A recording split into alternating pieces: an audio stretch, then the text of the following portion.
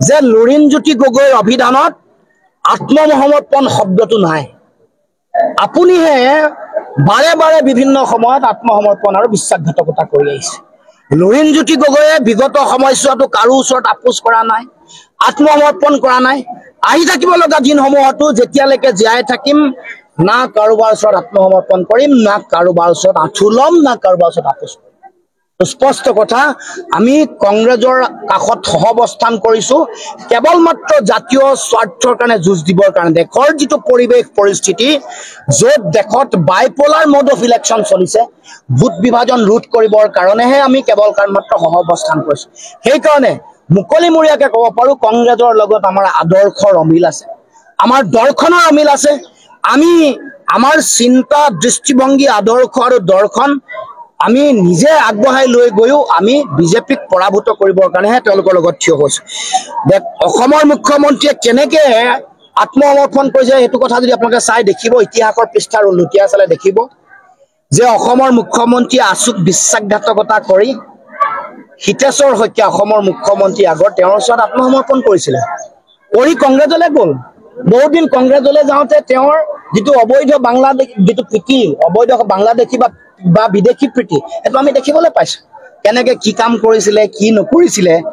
তাৰপিছত তেওঁ যেতিয়া হাৰদা লুই বাজাৰ কেলেংকাৰী তদন্তৰ গতি এটা লাভ কৰিলে, তেওঁ জেল যোৱাৰ, তিহাৰ জেললৈ যোৱাৰ পৰিৱেশ আহিলে, তেওঁ তাৎক্ষণিকভাৱে আত্মসমৰ্পণ কৰিলে।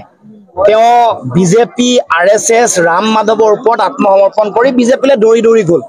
তাৰ পাছত তেওঁ বিশ্বাসঘাতকতা আচুক কৰিছে, আলফাক কৰিছে, তেওঁ প্ৰথম গুৰু বিহু ফুকনক কৰিছে, প্ৰফুল্ল মহন্তক বিশ্বাসঘাতকতা কৰিছে, হিতেশ্বৰ শইকীয়াক কৰিছে, তৰুণ গগৈক কৰিছে, সিদ্ধাৰ্থ গোস্বামীক কৰিছে, ৰাম মাধৱক কৰিছে আৰু সৰ্বানন্দ সোণোৱালক কৰিছে।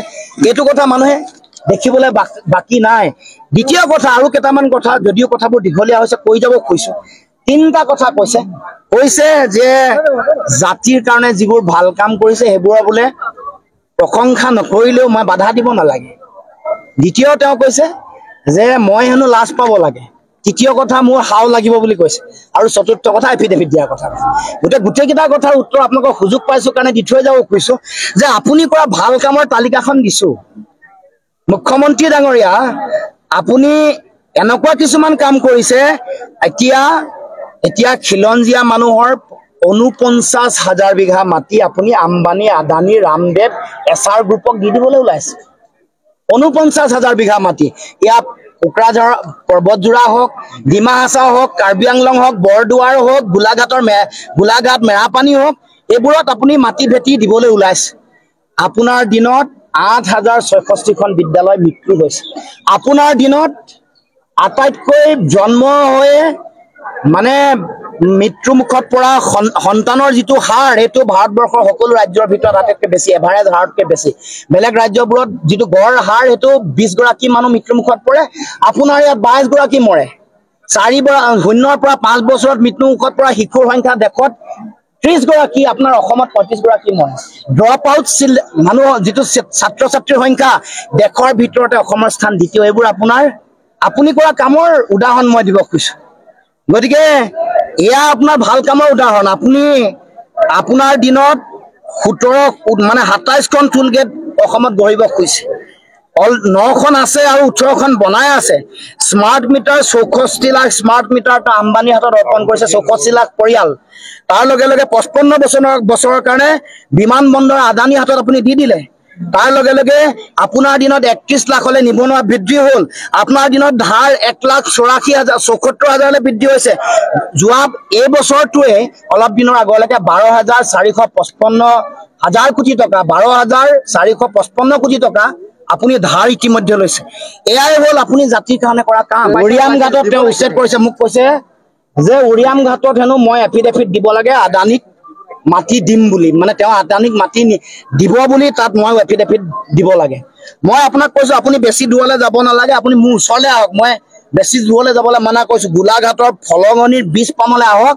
আপুনি ৭৫ বিঘা ৰামদেৱক নিদিওঁ বুলি মোক এফিডেভিট কৈ দিয়কচোন। আপুনি কাৰ্বি আংলঙলৈ আহক। আপোনাক মই প্ৰত্যাহ্বান জনাইছো যে ৪,০০০ একৰ মাটি ২০ জুনত আম্বানীৰ লগত চুক্তি স্বাক্ষৰ নাই কৰা বুলি কমপ্লেক্স বায়'গেছৰ নামত আপুনি চুক্তি স্বাক্ষৰ কৰি দিয়ক। আপুনি এফিডেভিট দিয়ক।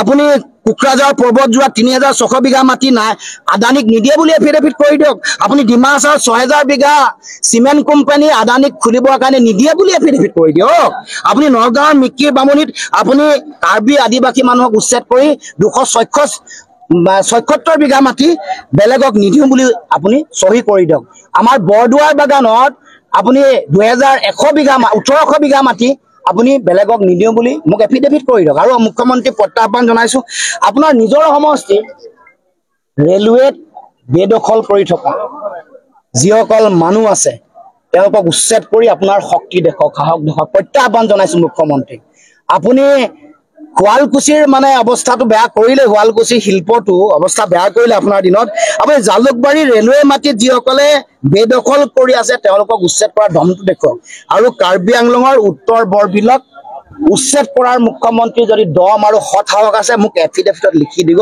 যে ইয়াত উচ্ছেদ কৰিব তেওঁ কৈছে যে অসম চুক্তিৰ পিছত বিদেশী উচ্ছেদ কৰা বা তেওঁ একমাত্ৰ ব্যক্তি গতিকে ক্ষেত্ৰত কি হ'ব মুখ্যমন্ত্ৰী বিদেশী উচ্ছেদ যদি কৰিছে কিয় কৰায়ত্ব নাই কৰা সেইটোৱে মৌলিক প্ৰশ্ন কিয় মাটি দিছে ধুবুৰীত উচ্ছেদ কৰা বিদেশীক এক কথা মাটি দিম বুলি কৈছে ৫০,০০০ দিম বুলি কৈছে আপোনালোকে সংবাদ মাধ্যমত বাতৰি পৰিৱেশন কৰিছে গৰুখুটিত যিসকলক উচ্ছেদ কৰিছিলে তেওঁলোকক ১ বিঘাকে মাটি দিলে ক'ত দিলে গলগাঁৱত দিলে কাজিৰঙাত যাক উচ্ছেদ কৰিছিলে তাক ১৪,৭২,লাখ টকা দিলে মই এইবোৰতো তথ্যৰ ওপৰত কৈছো আৰু বটদ্ৰৱাত যাক উচ্ছেদ কৰিছিলে হাতৰ পৰা ১২ লাখ নে ১৫ লাখ টকা দিলে গতিকে এইবোৰ আপোনাৰ মোৰ টকা পইচা নহয় গতিকে এই কথা এই যে বিদেশী বুলি কৈ তেওঁ যে কৰায়ত্ব কৰা নাই তেওঁ যে তেওঁলোকক বিতৰণ কৰা নাই বিদেশীৰ ওচৰত আত্মসমৰ্পণ মুখ্যমন্ত্ৰীয়ে কৰিছে বিদেশীৰ ভোট দৰকাৰ হৈছে সেইকাৰণে মাটি দিয়া আৰম্ভ কৰিছে বিদেশীৰ ভোট দৰকাৰ হৈছে সেইকাৰণে তেওঁ এনেকে পইচা দিয়া আৰম্ভ কৰিছে গতিকে মুখ্যমন্ত্ৰী মনত ৰাখিব আপোনাৰ পত্নীয়ে যেনেকৈ ধন সোণ যেনেকৈ গ্ৰহণ কৰিছে যেনেকৈ বাগান কিনিছে যেনেকৈ ভিজিয়াৰ মাটি অধিগ্ৰহণ কৰিছে যেনেকৈ মাটি কিনি আপুনি মানে আপোনাৰ ৰাষ্ট্ৰীয় মানে যিটো ঘাইপথ আগতে বেলেগ ফালে আছিলে আপোনালোকে টানি তাৰ কাষে আপোনাৰ মাটিৰ কাষে ৰাষ্ট্ৰীয় ঘাইপথ লৈ যাব কৈছে এইবোৰ কথা মানুহে পাহৰি যোৱা নাই ১৮ বছৰ নহওঁতে ১৭টা কোম্পানীৰ মালিক আপোনাৰ পুত্ৰ এইবোৰে আপোনাৰ কাম এইবোৰ কামতহে আপুনি লাজ পাব লাগে আপুনি লাজ কিয় পোৱা নাই মই বুজি পোৱা নাই আপুনি মাটি যেতিয়া দৰকাৰ হয় আপোনাৰ মাটি ঘৰততো মাটি খাইটি আছে এতিয়া আপোনাৰ অফিচাৰো মাটি খাইটি বনাইছে জুনিয়ৰ মাটি খাইটি তেওঁলোকক আগতীয়াকৈ পঠাই দিয়ে আপুনি যদি মাজুলীত মাটি লাগে আপোনাৰ অফিচাৰ গৈ আগত দুগৰাকী নাম এগৰাকী মহন্ত এগৰাকী কাঠকটীয়া আপোনালোকৰ এফালেও আছিলে কাঠকটীয়া গৰাকী মাটি যেতিয়া দখল কৰিব লাগে তেওঁলোকক আগতে পঠাই দিয়ে